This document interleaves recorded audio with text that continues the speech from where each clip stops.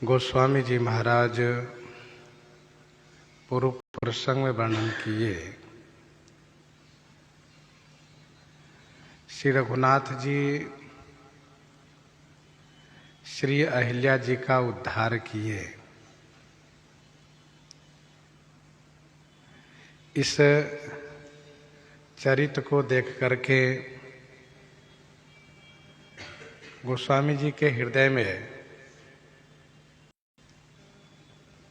श्री राम जी की अहेतुकी कृपा के प्रति बड़ी निष्ठा हुई और तुरंत अपने मन को उपदेश देना शुरू किए, यह कहते हुए कि अस प्रभु दीन बंधु हरि कारण रहित दयाल।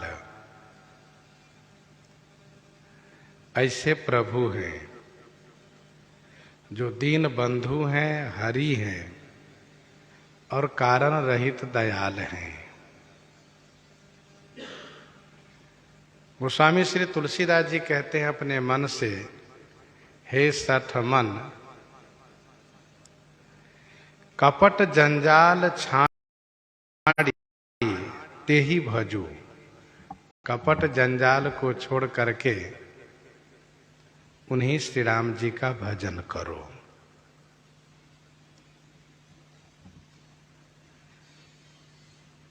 प्रसंग पाकर के गोस्वामी जी अपने मन को भजन करने के लिए प्रेरित करते हैं, शिक्षा देते हैं,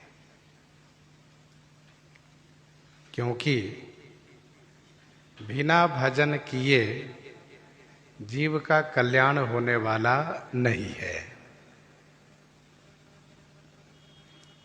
बारी मथे घृत होई बरु सिकता ते बरु तेल। बिनु हरि भजन न भवतरिये यह सिद्धांत अपेल।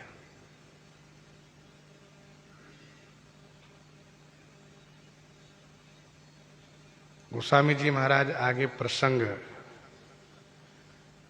प्रस्तुत करते हैं। चले राम लक्ष्मण मुनि संगा गए जहां जग पावनी गंगा। गए जहां जग पावनी गंगा।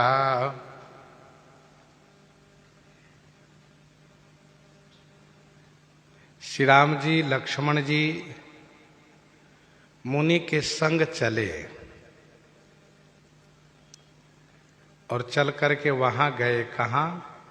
जहां जग पावनी गंगा, जहां पर कि जगत को पवित्र करने वाली श्री गंगा मैया हैं। श्री राम जी लक्ष्मण जी मुनि जी के साथ में चल रहे हैं।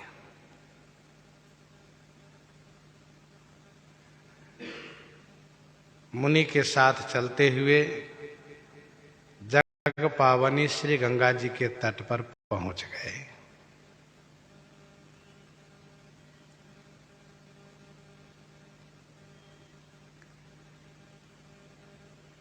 श्री राम जी जब भी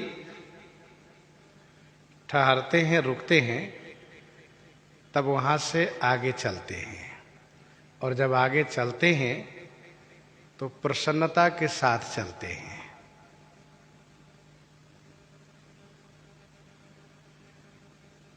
जननी भवन गए प्रभु चले नाई पद शीस।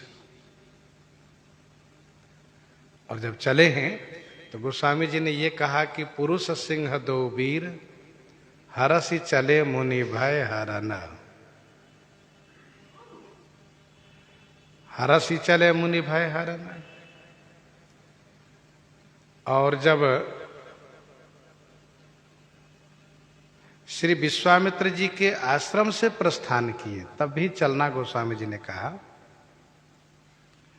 धनुष यज्ञ सुनि रघुकुल नाथा, हरसि चले मुनिवर के साथा। पिताजी से आशीर्वाद लेकर के माता के महल में गए तो स्वाभाविक है ठहरना हुआ, तो वहां से चलना गोस्वामी जी ने कहा। महर्षि विश्वामित्र जी के आश्रम पर आए तो यहां पर ठहरना हुआ, फिर यहां से चलना गोस्वामी जी ने कहा।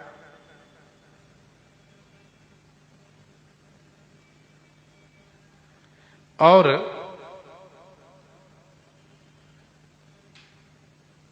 जब धनुष यज्ञ की चर्चा सुनकर के प्रस्थान किए तो प्रसन्नता पूर्वक चलना गोस्वामी जी ने कहा। और आगे भी गोस्वामी जी प्रसन्नता पूर्वक चलना कहेंगे गंगा जी के तट से। हरसि चले मुनि वृंद सहाया, परंतु यहां पर श्री राम जी में हर्ष गोस्वामी जी ने नहीं लिखा। ऐसा क्यों? तो ऐसा इसलिए कि भगवान श्री राम जी को इस बात को लेकर के बड़ा संकोच है और पछतावा है कि मैंने एक ऋषि पत्नी के सिर पर अपना चरण रख दिया, चरण छुआ दिया।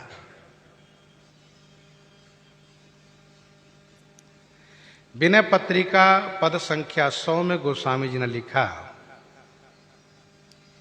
सुनि सीतापति शील स्वभाव।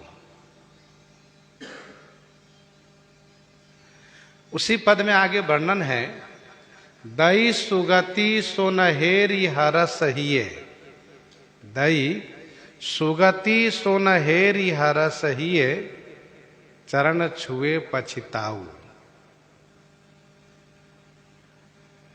चरण से छू जाने का पछतावा है कि मैंने ये अच्छा नहीं किया, मुझसे यह अपराध बन गया, पाप बन गया। यह है श्री राम जी का शील स्वभाव। उनको सुगति प्रदान किए उस बात को लेकर के प्रसन्नता नहीं है, बल्कि पछतावा है कि मेरा चरण उनके सिर में छू गया है। तो अब श्री राम जी जग पावनी गंगा जी के तट पर आए हैं। अब श्री गंगा जी में स्नान करेंगे, तब अपने आप को उस अपराध से मुक्त मानेंगे, पाप से मुक्त मानेंगे। जगत को पावन करने वाली श्री गंगा जी हैं, मुझे भी पावन कर देंगे। तो गंगा जी के तट पर आए।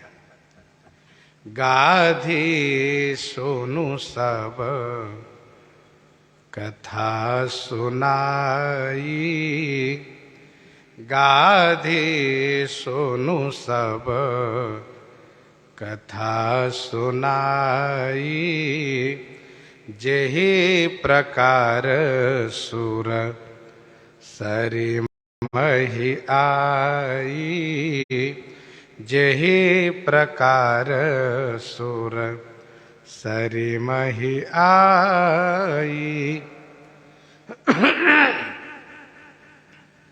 गाधी सोनू सब कथा सुनाई। महाराज गाधी के सुवन माने पुत्र। पाठ जो है यही रहेगा, लेकिन अर्थ करने में अर्थ लगेगा, अर्थ करना चाहिए कि सुवन, गाधी सूनु, गाधी महाराज के सुवन, राजा गाधी के पुत्र। सुवन लिखने में एक अक्षर बढ़ जाने से छंद भंग हो जाता, इसलिए सुवन न कह करके सोनू लिखा। और सोनू का मतलब ये है कि सुवन। तो गाधी सूनु सब कथा सुनाई। महाराज गाधी के सुवन माने पुत्र श्री विश्वामित्र जी ने सब कथा सुनाई। जही प्रकार सुरसरी मही आई। जिस प्रकार से सुरसरी श्री गंगा जी इस धरातल पर आई हैं।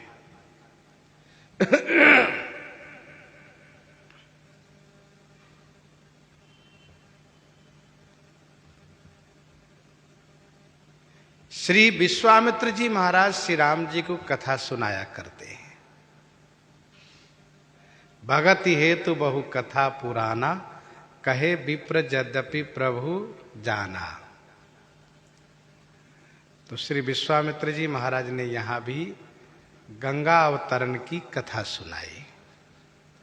श्री गंगा जी जिस प्रकार से इस भूमि पर आई हैं वह कथा सुनाई। श्रीमद् वाल्मीकि रामायण में और गीतावली रामायण गीतावली बालकांड 53 पद में भगवान श्री राम जी ने श्री विश्वामित्र जी से गंगा अवतरण के संदर्भ में पूछा है। भगवान श्री राम जी ने पूछा है, गुरुदेव यह लोक पावनी गंगा जी धरातल पर कैसे आई हैं, वह कथा सुनाइए। बूझत प्रभु सुरसरी प्रसंग, बूझत प्रभु सुरसरी प्रसंग कही निज कुल कथा सुनाई।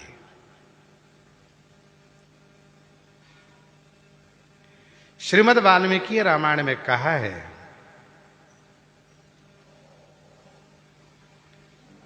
कि महाराज हिमाचल की यह बड़ी कन्या है श्री गंगा जी। हिमाचल मैना जी की यह बड़ी पुत्री है। देवता लोग देव कल्याण हेतु इनको स्वर्ग ले गए, ऐसा वर्णन है।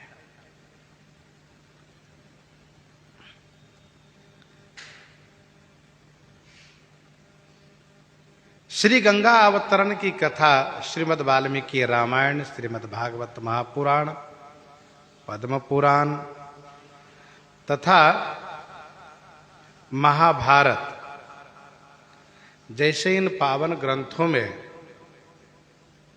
वर्णित है।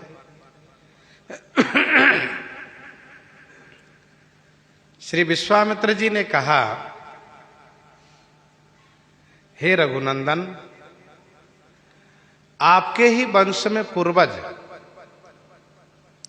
आपके ही वंश में कुल में पूर्वज श्रीमान महाराज सगर हुए हैं।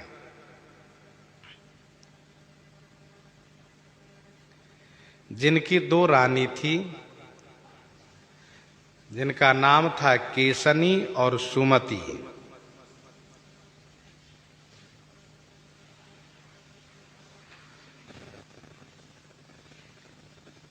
राजा सगर ने अपनी रानी के साथ हिमालय पर्वत पर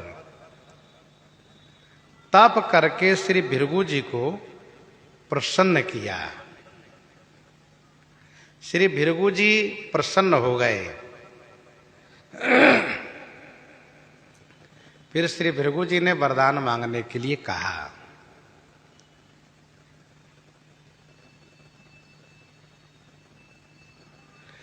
पद्म पुराण में ऐसा वर्णन है कि यह वरदान श्री औरव ऋषि ने दिया है। महाभारत में ऐसा वर्णन है कि यह वरदान भगवान शिव ने दिया है। कल्प भेद से सब कथा अपनी अपनी जगह ठीक है।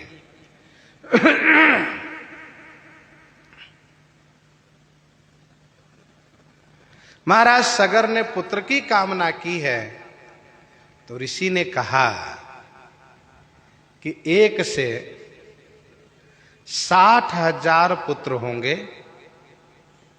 जो बड़े उत्साही होंगे, पराक्रमी होंगे, और कठिन से कठिन कार्य को साधने वाले होंगे। और दूसरी रानी से एक पुत्र होगा जो कुल को संवर्धित करने वाला होगा, वंश चलाने वाला होगा। जो 60,000 पुत्र होंगे वह एक साथ ही मरेंगे, यह भी ऋषि ने कहा।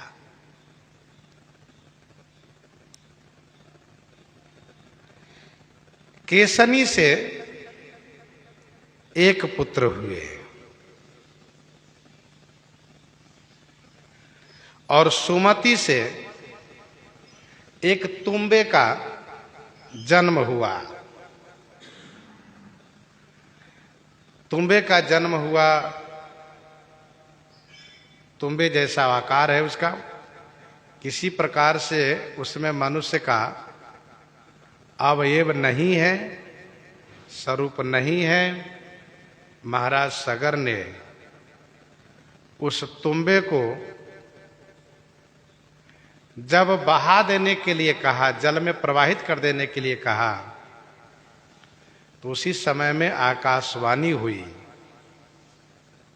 आकाशवाणी ने कहा, राजन, इस प्रकार से पुत्र को परित्याग कर देना यह पिता का धर्म नहीं है। महाराज सगर ने जानना चाहा कि यह पुत्र है, मैं कैसे समझूं? तब आकाशवाणी ने कहा कि इस तुम्बे में आपके वे 60,000 पुत्र हैं। जैसे लौकी का तुम्बा होता है, उसमें लौकी का बीज होता है, वैसे इस तुम्बे में 60,000 बीज रूप में पुत्र हैं। आप घी से भरे हुए घड़े में एक एक बीज रख दीजिए। घी से भरे हुए घड़े में एक एक बीज रख दीजिए, ये सब आपके पुत्र ही होंगे। राजा ने आकाशवाणी का अनुसरण किया, 60,000 घड़े में घी भर करके उन बीजों को रखा है जो उस तुम्बे में बीज थे। तुम्बे के बीज के आकार में वैसे ही बीज थे। तो फिर ये सभी पुत्र के रूप में परिणत हो गए, 60,000 राजा के पुत्र हुए।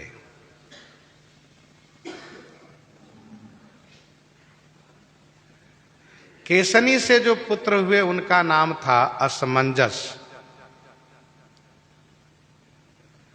असमंजस नाम था, और ये असमंजस प्रजा के प्रति बड़ी क्रूरता करते थे। कैसे? तो अयोध्या के बालकों को पकड़ के सरयू जी में फेंक देते थे, वह डूबता था तो उसे देख करके हंसते थे। इस प्रकार से क्रूरता करते थे। प्रजाजनों ने यह शिकायत राजा से की, तो राजा ने प्रजा की शिकायत को ध्यान में रखते हुए अपने उस पुत्र असमंजस को राज्य से निष्कासित कर दिया। राजा ऐसे होना चाहिए कि प्रजा के हित में अपने पुत्र का भी परित्याग करें। शास्त्रों में ऐसा वर्णन है कि असमंजस जानबूझ करके ऐसा काम करता था जिससे कि मैं राज्य के प्रपंच में न पड़ूं, मुझे राज्य से निकाल दिए जाए। जब राजा सगर ने उसको राज्य से निष्कासित किया है तो उन्होंने श्री सरयू जी के तट पर जा करके सभी बालकों को जीवित बाहर निकाला है। और फिर इसके बाद वे वहां से चलते भये। उन्हीं असमंजस का एक पुत्र है जिनका नाम है अंशुमान।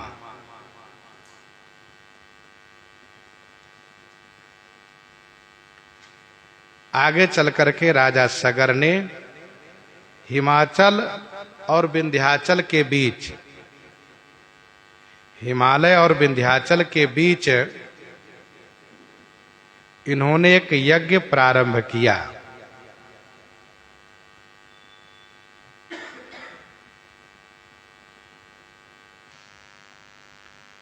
अश्वमेध यज्ञ प्रारंभ किया। अश्वमेध यज्ञ का घोड़ा संपूर्ण भूमंडल पर घूम रहा था।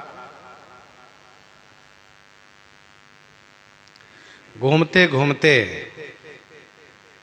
जब उस स्थान पर गया जहां पानी रहित सागर है,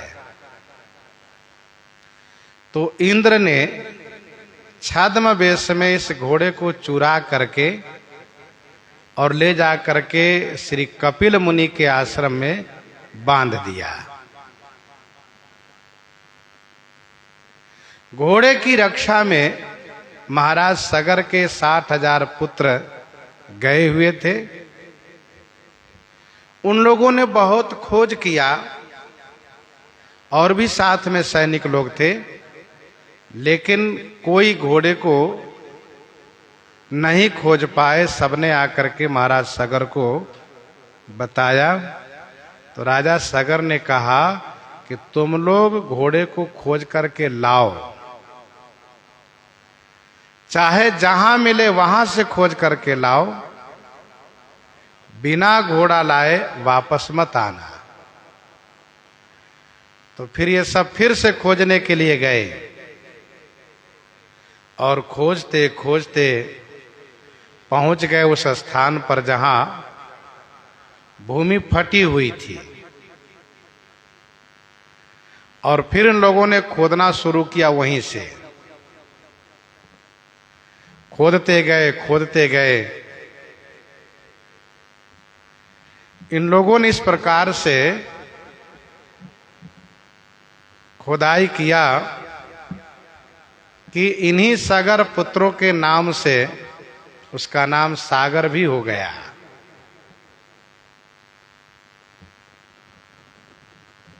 इन लोगों ने खुदाई की।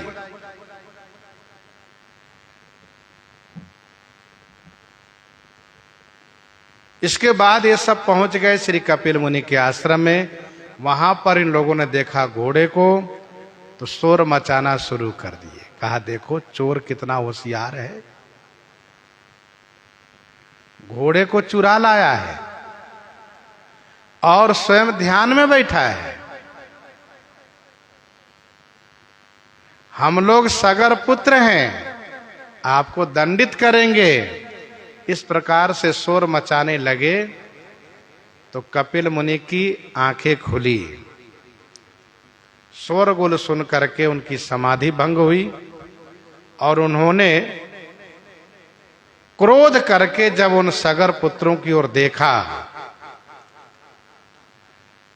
तो श्री कपिल मुनि के क्रोध से, हुंकार से ये सभी नष्ट हो गए, जल गए, सभी दग्ध हो गए।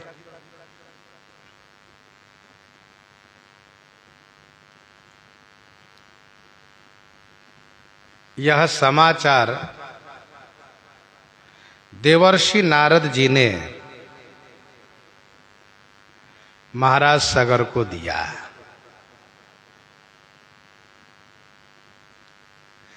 फिर राजा सगर ने अपने पौत्र अंशुमान से कहा कि तुम घोड़े को खोज करके लाओ।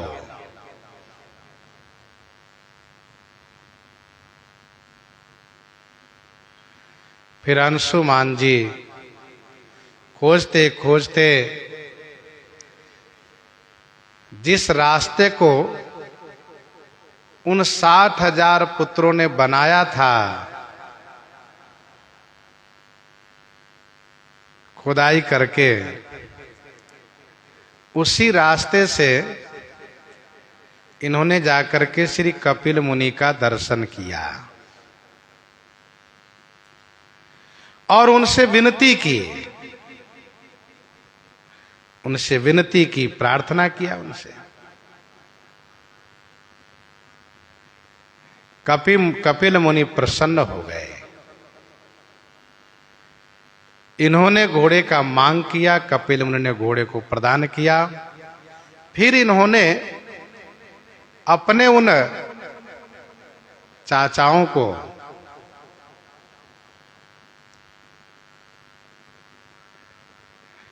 जब जल देना चाहा,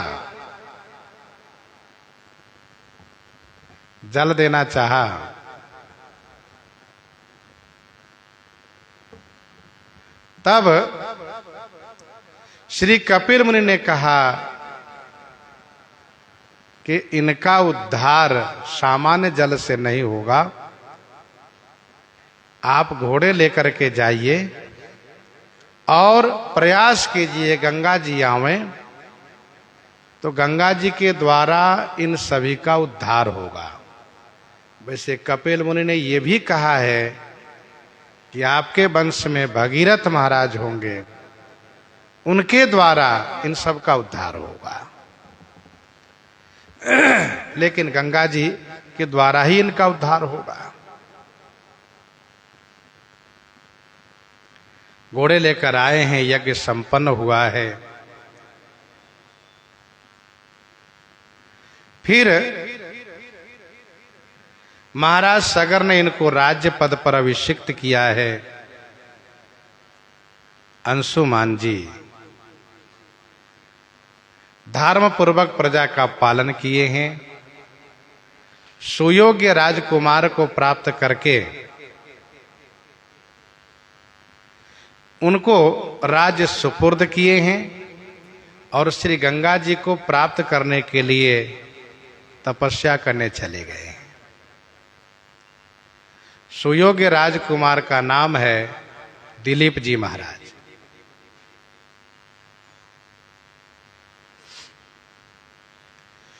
श्री गरुड़ जी की इन पर विशेष अनुकंपा रहती है, अंशुमान जी पर। गरुड़ जी का मार्गदर्शन समय समय पर प्राप्त होता रहा है, चाहे वे अपने चाचाओं को और घोड़े की खोज कर रहे थे, और जब अपने पुत्र दिलीप जी को राज गद्दी दिया, राजपद प्रदान किया है, तो समय समय पर गरुड़ जी का उपदेश इनको प्राप्त होता रहा है। दिलीप जी महाराज बहुत दिन तक राज्य किए और फिर उन्होंने अपना पुत्र श्री भगीरथ जी को राजपद पर अभिषिक्त किया और गंगा जी को प्राप्त करने के लिए तपस्या करने चले गए। तो गंगा जी को लाने के लिए महाराज अंशुमान, महाराज दिलीप तपस्या की। श्री भगीरथ जी महाराज को यह जानकारी हुई कि इस गद्दी पर जो बैठता है उसका एक कर्तव्य है कि सुयोग्य राजकुमार के माथे राज्य की जिम्मेदारी दे करके और तपस्या करने जाएं, तपस्या करके श्री गंगा जी को लेकर आवें, जिन गंगा जी से अपने पूर्वज महाराज सगर के जो 60,000 पुत्र श्री कपिल मुनि के क्रोध से भस्म हो चुके हैं, उनका उद्धार करें।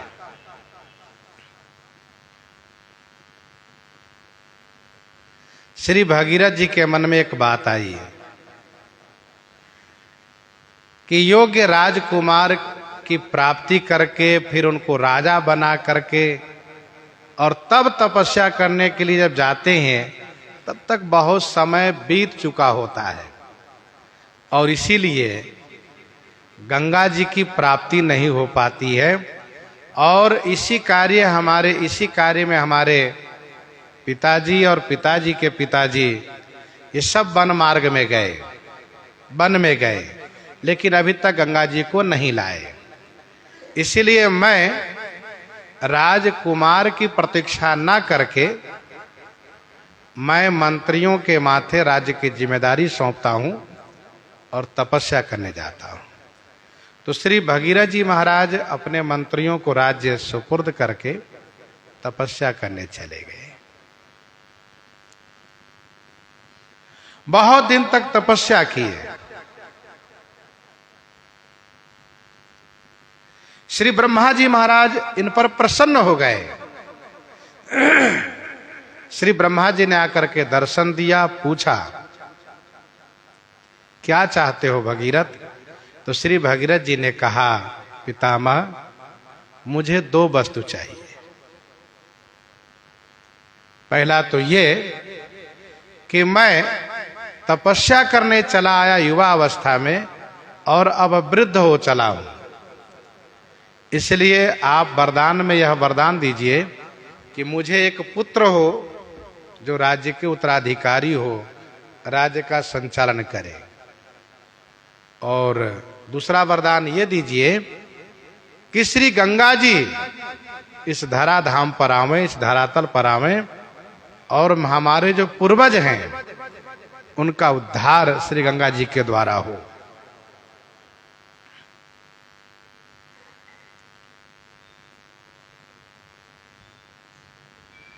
श्री ब्रह्मा जी ने कहा ऐसा ही होगा।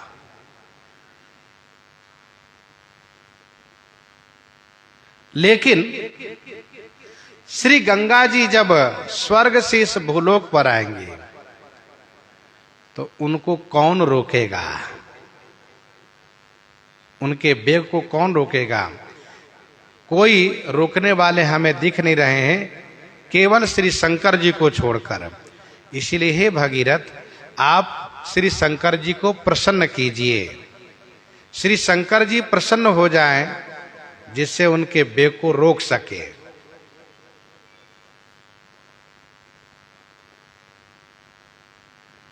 फिर तो श्री भगीरथ जी महाराज श्री ब्रह्मा जी की आज्ञा से श्री शंकर जी को प्रसन्न कर लिए।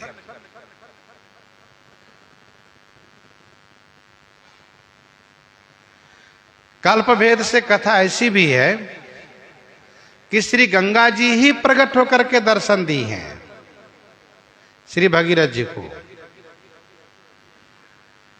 और जब इन्होंने कहा कि मैया आप चल करके हमारे पूर्वज को उद्धार कीजिए, तो श्री गंगा जी ने यह कहा कि मेरे वेग को कौन रोकेगा? तो श्री भगीरथ जी ने कहा कि भोलेनाथ। दूसरा प्रश्न श्री गंगा जी ने यह किया है कि मैं जब भूलोक पर जाऊंगी तो तमाम पापी लोग मुझ में स्नान करके अपना पाप धुल करके जाएंगे और धीरे धीरे करके उन सब का पाप मेरे पास एकत्र हो जाएंगे। तो मेरे पाप का क्या होगा? फिर तो मेरे पास पाप का ही ढेर लग जाएगा। मैं सबके पाप को धुलती रहूंगी, मेरे पास पाप का ढेर हो जाएगा।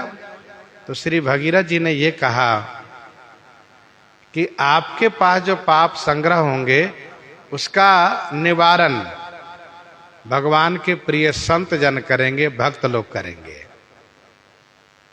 श्री गंगा जी ने कहा फिर तो उन भक्त को, उन संत को पाप लग जाएगा। तो श्री भगीरथ जी ने कहा कि उन संत को, उन भक्त को पाप लगता ही नहीं है, क्योंकि उनके हृदय में आघारी भगवान का निवास होता है। जिनके हृदय में आघारी भगवान विराजित रहते हैं, भला उनको पाप लगेगा कैसे? तो यह बात जब श्री गंगा जी को श्री भगीरथ जी ने कहा है, समझाया है, तो श्री गंगा जी ने कहा ठीक है, आप भोलेनाथ से प्रार्थना कीजिए, मैं आने को तैयार हूं। तो श्री भगीरथ जी ने श्री शंकर जी से प्रार्थना किया है और श्री शंकर जी हिमालय पर्वत पर खड़े हो गए हैं। और खड़े होकर के श्री गंगा जी को जब आवाहन किया है, श्री भगीरथ जी ने गंगा जी को बुलाया है, तो श्री गंगा जी स्वर्ग से, ऊपर से मोतियों की माला की तरह चमचमाती हुई धारा रूप में आई है। भगवान भोलेनाथ ने अपनी जटा में उनको समेट लिया है। श्री गंगा जी को यह गर्व था, यह अभिमान था कि मैं भगवान भोलेनाथ के सहित पाताल को चली जाऊंगी, अर्थात उनको पाताल तक ले जाऊंगी। तो भोलेनाथ भी मन में निश्चय किए हैं कि यदि आपका ऐसा ही अभिमान है तो आइए, आपको मैं अपने जटा से निकलने का रास्ता नहीं दूंगा, इसी में भटकते रहिएगा आप। अब देवचरित है गंगा जी का अभिमान, तो भगवान शिव ने भी अपना निश्चय कर लिया। गंगा जी आई हैं और जटा में ही समा गई। भगीरथ जी महाराज हाथ जोड़े खड़े हैं, गंगा मैया गई कहां, गंगा मैया गई कहां। गंगा मैया तो भोलेनाथ के जटा में ही मार्ग ढूंढ रही निकलने के लिए, उनको रास्ता ही नहीं मिल रहा है।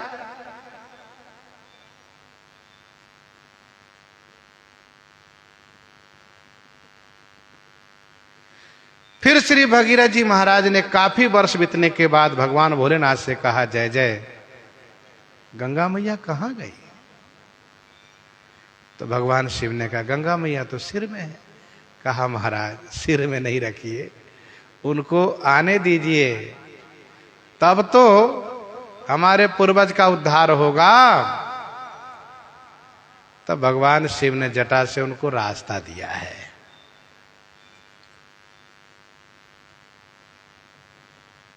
गोमुख से गंगा जी वहां से निकलती हैं, तो भगवान शिव की जटा से गंगा जी निकलती हैं। गंगा जी ने राजा भगीरथ जी से कहा, राजन अब आप आगे आगे चलिए, जहां आपके पूर्वज हैं वहां हमें लिए चलिए, वहां चल करके मैं आपके पूर्वज का उद्धार करूं। कहा, ठीक है। श्री भगीरथ जी महाराज रथारूढ़ हुए, आगे आगे चल रहे, गंगा जी पीछे पीछे चल रही हैं। श्री गंगा जी श्री भगीरथ जी की पुत्री वत होकर के आप पीछे पीछे चल रही हैं, श्री भगीरथ जी आगे आगे चल रहे हैं। अब श्री भगीरथ जी आगे बढ़ रहे हैं, तो स्वाभाविक है जिधर से रास्ता उधर से जाएंगे, रथ से चल रहे हैं, तो कभी इधर से कभी उधर से, कभी ऐसे कभी ऐसे। इसीलिए गंगा जी की धारा भी घूमती फिरती आ रही है। गंगा जी की धारा की गति टेढ़ी है, गतिकूर कविता सरित की जो, सरित पावन पाथ की। रास्ते में श्री जनहू ऋषि यज्ञ कर रहे थे, तो भगीरथ जी आगे बढ़ लिए। गंगा जी से इन्होंने, श्री जनहू ऋषि ने कहा कि आप बगल से चली जाइए, तो गंगा मैया मानी नहीं, उनके यज्ञ सामग्री को बहाकर चल पड़ी। तो ऋषि को क्रोध आ गया, इनको बुरा लगा, फिर तो ये उठाकर पी गए।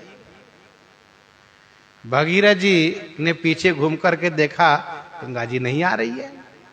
भाई गंगा जी चलती हैं तो थोड़ी आवाज होती है। जैसे आप हरिद्वार के ऊपर जाइए, कुछ स्थान को छोड़ करके, एक दो स्थान है जहां पर, अब एक स्थान तो वो है जहां ध्रुव जी तपस्या किए, तो वहां पर भी गंगा जी की आवाज नहीं है, और एक आध स्थान है, बाकी सब जगह गंगा जी की धारा से आवाज होती है, लगता है कि धारा प्रवाहित हो रही है। गंगा जी के तट पर आसपास में आप सोइए तो रात्रि के समय में यूं ही लगता है कि बिल्कुल गाड़ी चल रही है, आवाज होती है। श्री भगीरथ जी ने देखा, पीछे घूमकर गंगा जी गायब। तो उन्होंने श्री जनहू ऋषि से पूछा, महाराज आपने गंगा मैया को देखा है? कहा, मैंने देखा भी और मैंने उनको पान कर लिया है। महाराज आप गंगा मैया को पी गए? कहा, क्यों पी गए महाराज? कहा, मैंने उनसे निवेदन किया कि बगल से चली जाओ, हम यहां पर यज्ञ कर रहे हैं, उन्होंने माना नहीं तो मैं उठाकर पी गया। कहा महाराज बहुत दिनों के बाद तपस्या करके तब मैं अपने पूर्वजों को उद्धार के लिए इस भूमि पर लाया हूं, और 10,000 वर्ष तक तो भगवान शिव अपनी जटा में उनको रोके रह गए, और इसके बाद आप पी गए। महाराज कृपा करके उनको निकाल दीजिए, रास्ता दीजिए। तो जन्हू ऋषि ने कहा ठीक है, तो उन्होंने अपने कान से निकाल दिया, कहा कान से जाइए। अब जन्हू ऋषि का भी संबंध हुआ, तो जन्हू जाह्नवी कहलाई, जन्हू ऋषि के द्वारा उनकी पुत्री कहलाई। श्री गंगा जी को लेकर के भगीरथ जी महाराज पहुंचे हैं, उसी रास्ते से जिस रास्ते से इनके पूर्वज अंशुमान महाराज वहां गए थे, उसी रास्ते से कपिल मुनि के आश्रम में गए। हजारों धारा बनकर के गंगा जी कपिल मुनि के आश्रम में पहुंची हैं, और उन सभी महाराज सगर के पुत्रों को अभिसिंचित किया है। गंगा जल से सबका अभिषेक हुआ है, सबका उद्धार हुआ है, सबकी मुक्ति हुई है। नहीं तो अभी तक मुक्ति नहीं हुई थी, सब भटक रहे थे अभी तक, अब सबकी मुक्ति हुई है। ये है श्री गंगा जी। विनय पत्रिका 17-18 पद में गोस्वामी जी ने लिखा है, जय जय भगीरथ नंदनी मुनिचय चकोर चंदनी।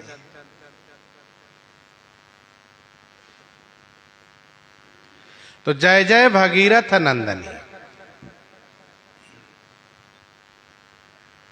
कवितावली उत्तरकांड 145 और 46 पद में गोस्वामी जी ने लिखा है, देव नदी कहाँ जो जन जान किए मनसा कुलकोटि उद्धारई।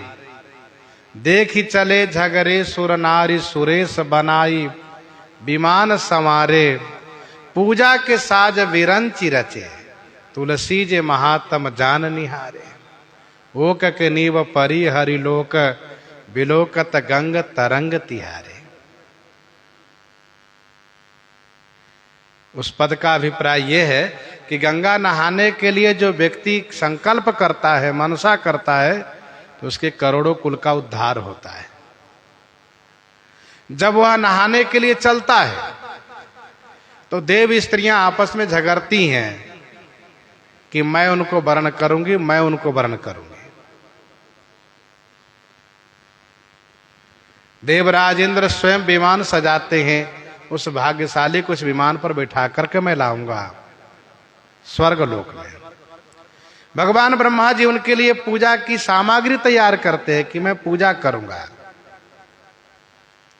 यह है श्री गंगा जी की महिमा।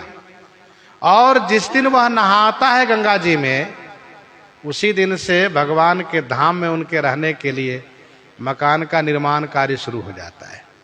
वो कि नींव परी हरि लोक, नींव पड़ जाती है। गंगा नहाया है, ये भगवान के धाम में आएगा, उसके लिए अलग मकान बनता है। वो कि नींव परी हरिलोक विलोकत गंग तरंग तिहार। ये सब जो है गंगा जी के दर्शन तक का फल है, नहाने का फल तो अनंत है।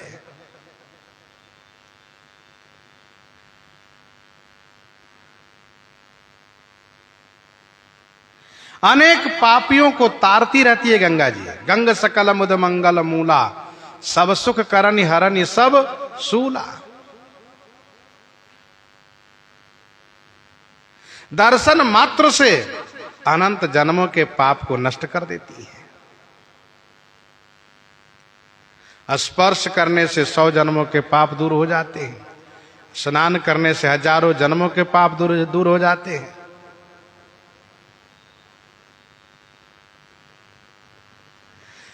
श्री गंगा जी ने राजा भगीरथ जी से यह प्रतिज्ञा की है कि जब तक समुद्र में बड़वानल रहेगा, जल रहेगा, पृथ्वी में तुलसी जी की पूजा होती रहेगी, आकाश में बृहस्पति तारा उदित होते रहेंगे, स्वर्ग में कल्प वृक्ष रहेंगे, संसार में शालिग्राम भगवान और गुरुजी तथा गोविंद इनका नाम रहेगा।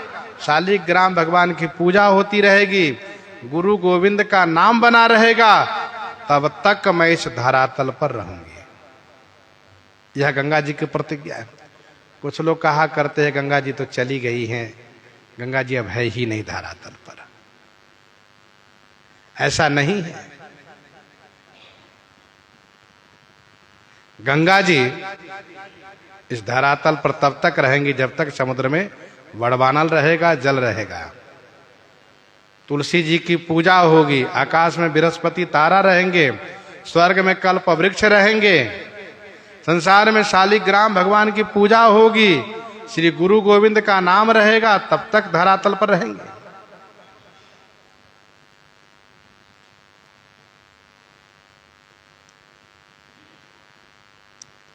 यह प्रमाण है ऋग्वेद का। ऋग्वेद में यह प्रमाण है।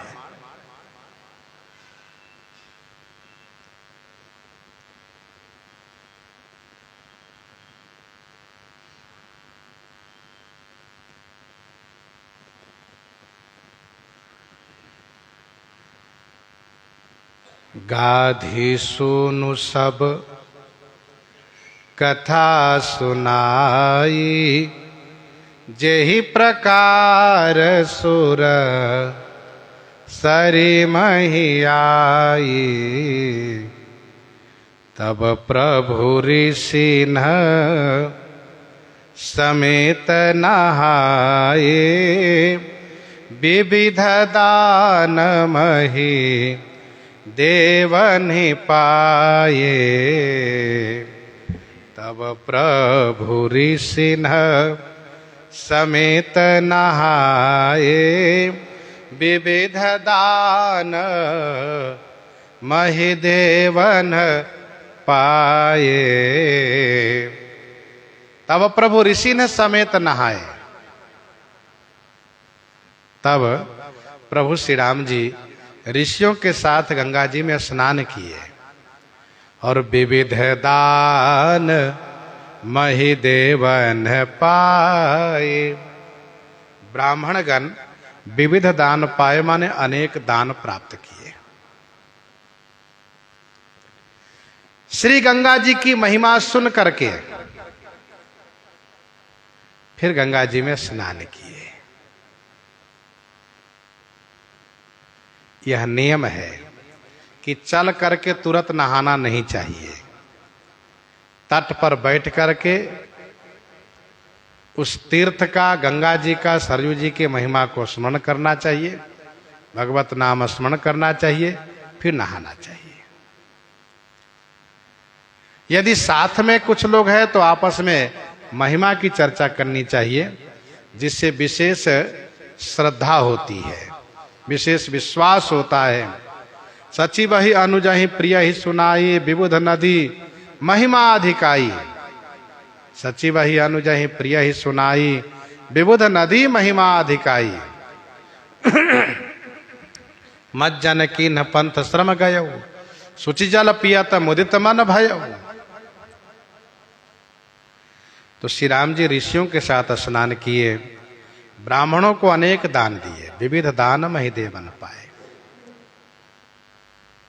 विविध दान महि देवन पाए का मतलब ये हुआ कि भगवान श्री रामचंद्र जी संकल्प कर दिए और कह दिए कि श्री अयोध्या जी में आकर के आप लोग ले लीजिएगा। जैसे कि अन्न है,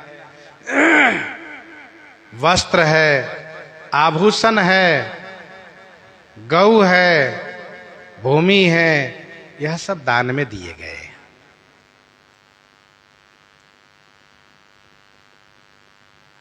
भगवान श्री राम जी यहां पर ब्राह्मणों को दान दिए। जब लंका से वापस हो रहे थे तब भी दान किए।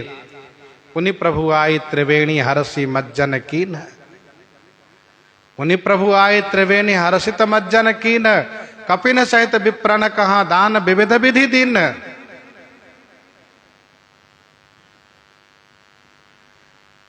दान किए, क्योंकि लंका से विमान पर आ रहे हैं और विमान पर बहुत सामग्री है, बहुत वस्तुएं हैं, उनमें से दान दिए। श्री भरतलाल जी जब यात्रा करते हैं तो वे भी दान करते हैं। सविध सितासित नीर निहाने, सविध सितासित नीर नहाने, दिए दान महिषुर सन्माने। घाट पर जो पंडा पुजारी होते हैं उनको दान देना चाहिए, दान दिए। परंतु श्री राम जी जब वन यात्रा प्रारंभ किए तब दान नहीं किए। दान देना वहां गोस्वामी जी ने नहीं लिखा। ऐसा क्यों?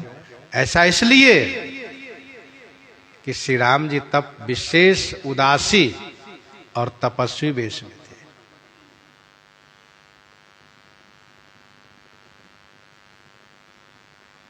यदि कोई ये कहते हो कि संकल्प कर दिए होते तो संकल्प भी नहीं कर सकते थे, क्योंकि राज्य में, राज्य कोष पर श्री राम जी का अधिकार नहीं रह गया था।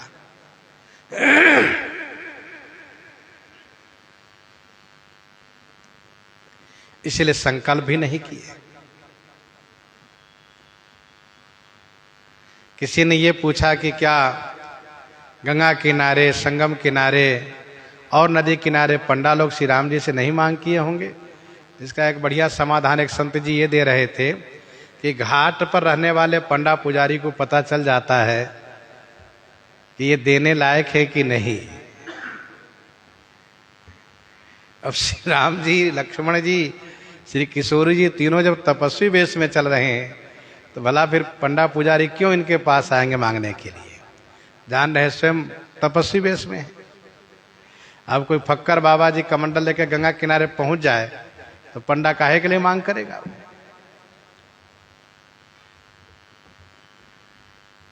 तो उनको मालूम हो जाता है कि ये दे सकते हैं कि नहीं। तो विविध दान मही देव न पाए। पहली बात तो यह है कि श्री राम जी संकल्प कर दिए, अयोध्या जी में आकर ले लीजिएगा। दूसरा यह है कि महर्षि विश्वामित्र जी महाराज तपस्वी हैं, सामर्थ्यवान हैं, वे तप के प्रभाव से सभी वस्तु प्रकट कर सकते हैं। तो गोस्वामी जी ने कहा विविध दान मही देवन पाए। और इसके बाद हरसि चले मुनि वृंद सहाया, हरसि चले मुनि वृंद सहाया, बेगी विदेह नगर नियराया, बेगी विदेह नगर नियराया, हरसि चले मुनि वृंद सहाया। मुनि वृंद सहाया हरसि चले। मुनि वृंद के सहायक श्री राम जी हरसि माने प्रसन्नता पूर्वक चले हैं। बेगी विदेह नगर नियराया, बेगी माने शीघ्र विदेह राज के नगर के निकट में आ गए। नियरा माने निकट में आ गए। हरसि चले मुनि वृंद सहाया, बेगी विदेह नगर नियराया। श्री राम जी मुनि समूह के सहायक हैं, प्रसन्नता पूर्वक चले हैं और शीघ्र विदेह राज के नगर के निकट में आ गए। भगवान श्री राम जी ने नगर की सुंदरता देखी, पुर रम्यता राम जब देखी, हरसे अनुज समेत विषेखी, पुर रम्यता राम जब देखी, हरसे अनुज समेत विषेखी। श्री राम जी ने जब पुर की रम्यता देखी तो अनुज श्री लक्ष्मण जी के सहित विशेष रूप से प्रसन्न हुए। जब से अयोध्या जी छोड़कर चले हैं तब से बहुत दिनों के बाद आज एक सुंदर नगर को देखने को मिला है, एक सुंदर नगर का दर्शन हुआ है, नगर देखने को मिला है। इसलिए बहुत प्रसन्न हो गए यह सोच करके कि जब इस नगर के बहिरंग दृश्य इतना सुंदर है तो भीतर ये कितना सुंदर होगा। श्री राम जी ऐसा सोच करके बड़े प्रसन्न हुए हैं। गोस्वामी जी महाराज नगर की शोभा वर्णन कर रहे हैं, जबकि अभी श्री राम जी नगर के अंदर नहीं गए हैं, लेकिन गोस्वामी जी नगर के भीतर का दृश्य भी वर्णन कर रहे हैं। ऐसा क्यों? ऐसा इसलिए कि जब श्री राम जी नगर में जाएंगे नगर देखने के लिए, तब नगरवासियों का भाव वर्णन करना पड़ेगा, और नगरवासियों के भाव करना आवश्यक है। इसीलिए पहले नगर की शोभा वर्णन कर ले रहे हैं, जिससे कि उस समय में नगरवासियों का भाव वर्णन करते बने। नहीं तो नगर की शोभा वर्णन करेंगे तो पूर्ववासियों के भाव भी कमजोर पड़ जाएगा वर्णन करने में। इसीलिए गोस्वामी जी महाराज यहाँ पर पहले ही नगर की शोभा वर्णन कर रहे हैं। प्रसंग को यहीं पर हृदयंगम करते हुए श्रवण करते हैं श्री भक्तमाल जी से।